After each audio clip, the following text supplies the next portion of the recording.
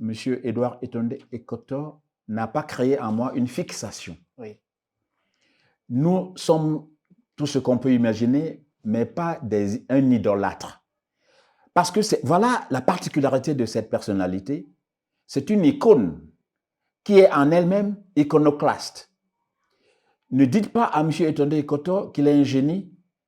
Il va vous rire, passez-moi l'expression, Oui. au nez, Oui. et trouver que vous exagérez, que c'est un excès de langage. Voyez-vous? Donc, il n'était pas question pour moi de vouer à une personnalité, quelque fascinante qu'elle soit, une quelconque adoration. Nous ne sommes pas dans le registre de l'adoration. Et le souci de comprendre a mobilisé des mécanismes d'analyse qui m'ont poussé à dire à la famille qui a accepté de me recevoir pour des questions et des, comme vous dites dans votre métier, des investigations, Absolument.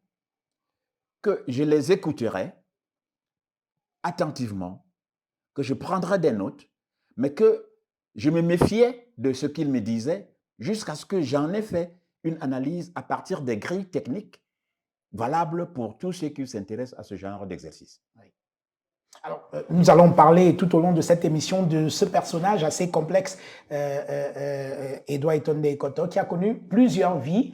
Et la plus triste de la vie qu'il a connue, c'est le temps qu'il a passé en prison, 7 ans de prison, pour être ensuite acquitté en 2014 grâce à une décision de la Cour suprême. 2 ans plus tôt, il avait déjà été acquitté, cette fois par le tribunal de grande instance du Vouri, des faits de détournement de fonds publics, mais il avait déjà quand même passé 7 années en prison. Est-ce qu'il y a dans votre démarche quelque chose d'humaniste par rapport à ce qu'a vécu cet homme? Je voudrais que ceux qui nous font l'honneur de nous écouter retiennent bien le terme que vous venez d'utiliser, Oui. humaniste. Parce que la difficulté, ou si vous voulez, la motivation de ce travail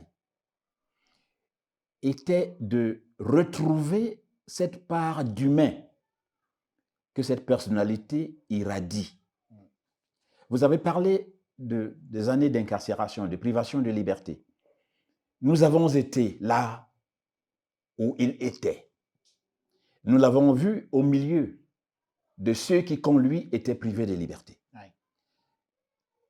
Pas une seule fois, pas 2 fois. Nous étions fréquemment à Newbel. Bien, nous avons établi une constante. Entravé comme il était avec d'autres, il a constitué une sorte de bougie pour cette zone d'obscurité. L'humain qu'il diffusait, qu'il irradiait, faisait que c'est autour de lui que j'ai pu rencontrer des personnalités comme Jean-Baptiste Nguiniefa, Oui. comme M. Foronjindam, comme notre artiste de regrettée mémoire, Oui. Lapiro de Mbanga, Oui.